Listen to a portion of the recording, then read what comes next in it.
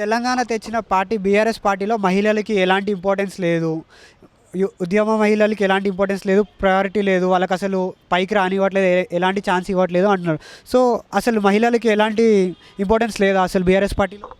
జనాభాలో సగమైన మహిళ పక్షాన మాటలు మాట్లాడావు, మాటలు మాట్లాడి వాళ్లను తన వైపు తిప్పుకోవాలనే ప్రయత్నం, ఆశాలని, అంగన్వాడీలని, పేదలని, వాళ్ళ ఇంట నడిచిండ్రని కంటనీరు గార్చి వాళ్ళందరినీ వెనక తిప్పుకోవాలనే ప్రయత్నం చేస్తే సరికాదు. మహిళలకు కేసీఆర్ గారు ఏం చేసిండ్రు అనేది మహిళలకు తెలుసు. ఉద్యమ మహిళగా నాకు అవకాశం దక్కినా, నేను ఒక ఎమ్మెల్యేనైనా మంత్రి అయినా నేనేం ఆలోచన చేస్తుంటుని, మహిళలకు, రాష్ట్రంలో ఉన్నటువంటి మహిళలకు, నా సాటి మహిళలకు న్యాయం జరగాలని. ఆ న్యాయం కేసీఆర్ గారు చేసిండ్రు కదా, అది చాలు కదా.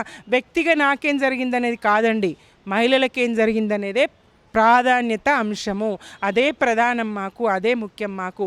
ఒంటరి మహిళను చూస్తే, గర్భిణీ స్త్రీని చూస్తే, బాలింతను చూస్తే, పసిగుడ్డును చూస్తే, మరి అవ్వను చూస్తే, ఏ వర్గాన్ని పెళ్ళి కావాల్సిన పిల్లను చూస్తే, విద్యార్థిని చూస్తే, ఎంతమంది గురుకులాలు, ఎన్ని గురుకులాలు, ఎంతమంది ఆడపిల్లలు చదువుతుండ్రు. కళ్యాణ లక్ష్మితోని పెళ్ళిళ్ళు చేస్తే 18 ఏళ్ళు వచ్చేదాకా ఆడపిల్లల పెళ్ళిళ్ళు చేయకుండా తల్లిదండ్రులు ఆగిరి, వాళ్ళని చదివిచ్చిరి, ఉన్నత విద్యలు అందించే.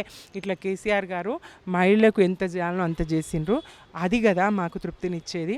ఏ రాజకీయ పార్టీ అవకాశం ఇవ్వనప్పుడు నేనే కేసీఆర్ గారు మాత్రం ఎట్లా ఇస్తారు, ఎట్లా సాధ్యమవుతుంది? అయితే అదే బీఆర్ఎస్ పార్టీలో నేను ఒక పొజిషన్లో ఉన్నప్పుడు ప్రజల సమస్యలు నా దాకా రానియకపోతుండే, దానికే బీఆర్ఎస్ సైడ్ నుంచి ఇంత ఎఫెక్ట్ అయింది.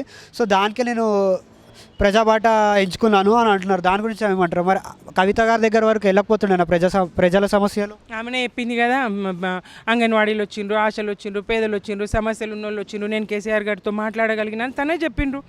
ఎందుకు వెళ్ళలేవు? ఇప్పుడు కూడా ప్రజా సమస్యల మీద పోరాటం చేయండి. కవిత గారికి నేను గౌరవప్రదంగా చేసే సూచన ఒకటే, బీఆర్ఎస్ను విమర్శించడం, బీఆర్ఎస్ నాయకత్వాలను విమర్శించడం మానుకోండి. ప్రజల పక్షమై పోరాడండి. రేవంత్ సర్కార్ చేస్తున్న మోసాలను ఎండగట్టండి. బీజేపీ సర్కార్ చేస్తున్నటువంటి, కేంద్ర ప్రభుత్వం చేస్తున్నటువంటి మోసాలను ఎండగట్టండి.